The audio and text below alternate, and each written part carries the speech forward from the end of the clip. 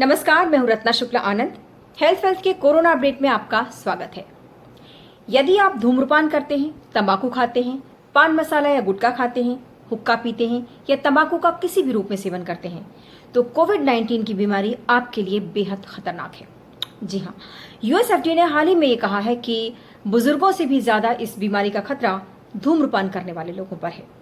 जी हाँ, दरअसल होता यह है कि धूम्रपान करने वाले या तंबाकू खाने वाले लोगों का इम्यून सिस्टम कमजोर हो जाता है। ऐसे में वायरस का असर उन पर जल्दी होता है और साथ ही साथ इनका इलाज करना भी बेहद मुश्किल होता है, क्योंकि किसी इलाज का असर भी इनमें देर से होता है। लगातार कोविड-19 के मरीजों पर अध्ययन किए जा रहे हैं और उनसे यही बात निकल कर आई है कि जितने भी गंभीर मामले हैं उनमें ज्यादा मामले ऐसे हैं जो कि स्मोकिंग करते थे या किसी न किसी रूप में तंबाकू का सेवन करते थे। तो स्मोकिंग करने वाले लोगों पर कोरोना वायरस किस तरह से असर करता है, जानते हैं दिल्ली के नेशनल हार्ट इंस्टीट्यूट के चीफ कार्डियक सर्जन और सीईओ डॉक्टर ओपी यादव से। जो लोग धूम्रपान करते हैं उनके लिए मैं स्पेसिफिकली कहूंगा कि इस पीरियड में, वो किसी भी पीरियड में धूम्रपान गलत है, नुकसानदायक है, लेकिन कम से कम इस टाइम तो बिल्कुल मत कीजिए। वो आपके जो लंग्स के और एयर पैसेजेस के जो सेल्स होते हैं, उनके जो सीलिया, जो बाल टाइप के प्रोटेक्टिव मैकेनिज्म्स ईश्वर ने और नेचर ने हमें दे रखे हैं, उनको डिस्ट्रॉय कर देते हैं और ये वायरस आपको ज्यादा अटैक कर सकता है। तो धूम्रपान बिल्कुल बंद कर देना चाहिए, इसी टाइम नहीं, हर टाइम। कोविड-19 के शुरुआती दौर में मेनलैंड चाइना के अलग अलग हिस्सों से 1099 कोविड-19 के मरीजों पर अध्ययन किया गया। इनमें 173 ऐसे थे जो गंभीर थे और इन 173 गंभीर लोगों में से 16.9% ऐसे लोग थे जो करंट स्मोकर्स थे, यानी उस वक्त भी स्मोकिंग कर रहे थे, जबकि 5.2% ऐसे लोग थे जो कि फॉर्मर स्मोकर्स थे, यानी स्मोकिंग छोड़ चुके थे।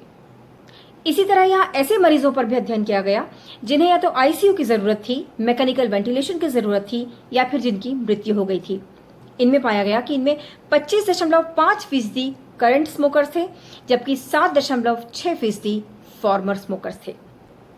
इससे पहले विश्व स्वास्थ्य संगठन भी चेतावनी जारी कर चुका है कि स्मोकिंग और ई सिगरेट से कोरोना संक्रमण का खतरा बढ़ जाता है, क्योंकि इससे फेफड़े कमजोर हो जाते हैं, फेफड़ों में जलन और सूजन हो जाती है, फेफड़ों की बलगम बाहर निकालने की क्षमता पर असर होता है और इस वजह से कोरोना वायरस के एयरवेज में चिपके रहने की संभावना भी बढ़ जाती है। साथ ही साथ स्मोकिंग करने वालों की उंगलियां उनके मुंह और नाक तक पहुंचती हैं और इससे भी कोरोना संक्रमण का खतरा बढ़ जाता है, बता रहे हैं सिमाओ के अध्यक्ष डॉक्टर के अग्रवाल। अगर मैं हुक्का, तंबाकू, सिगरेट, किसी भी चीज को पीता हूं तो ये अंदर जाके मेरे शरीर को, मेरी लंग की एपिथेलियम में इन्फ्लेमेशन करेंगे, इंजरी करेंगे और वहां पे अगर वायरस है तो उसके इन्फ्लेमेशन को बढ़ा देंगे। इसलिए सिगरेट पीने वाले लोगों को अगर कोविड हो जाए तो माइल्ड से सीरियस कोविड होने के चांसेस ज्यादा होते हैं।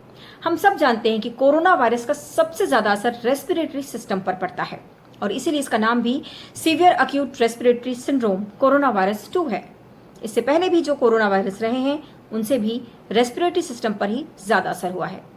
चूंकि स्मोकिंग करने वाले लोगों के फेफड़े पहले ही खराब होते हैं, इसीलिए सर गंगाराम अस्पताल के सेंटर फॉर चेस्ट सर्जरी के अध्यक्ष डॉक्टर अरविंद कुमार का कहना है कि स्मोकर्स तुरंत स्मोकिंग छोड़ दें, यही उनके लिए फायदेमंद होगा।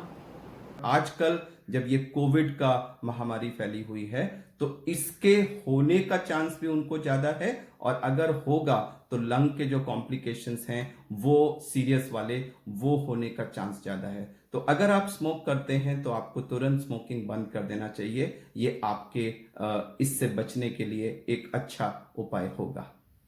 वहीं सिगरेट या हुक्का पीने वाले लोग यदि एसिम्प्टोमेटिक हैं और वो इसका सेवन कर रहे हैं तो एक्सेल करते समय वो इस कीटाणु को दूसरों तक भी पहुंचा सकते हैं, ठीक उसी तरीके से जिस तरह से पैसिव स्मोकर्स को भी स्मोकिंग का दुष्प्रभाव झेलना पड़ता है। कोई भी ऐसी प्रोसेस जिसमें मैं सांस जोर से निकाल रहा हूं, फोर्स्ड एक्सपिरेशन, वेदर स्लो और फास्ट और रैपिड, कैन स्प्रेड एरोसॉल्स यानी कि अगर मैं एसिम्प्टोमेटिक हूं और मैं कस के बोल रहा हूं, चिल्ला रहा हूं, गा रहा हूं या कस के फूंक मार रहा हूं, तो वो वायरस काफी दूर तक जाएगा। उसी तरीके से अगर मैं सिगरेट या बीड़ी पीता हूं और पीने के बाद में एक तो मैं अपने हाथों से अपनी नाक को और मुंह को टच कर रहा हूं, अगर मेरे हाथ में वायरस है तो मुंह में पहुंच गया, या फिर पीने के बाद में तो जो एरोसोल्स बनेंगे, मेरे जो सिगरेट के एरोसोल्स बनेंगे, वो मेरे वायरस के एरोसोल्स को काफी दूर तक ले जाएंगे।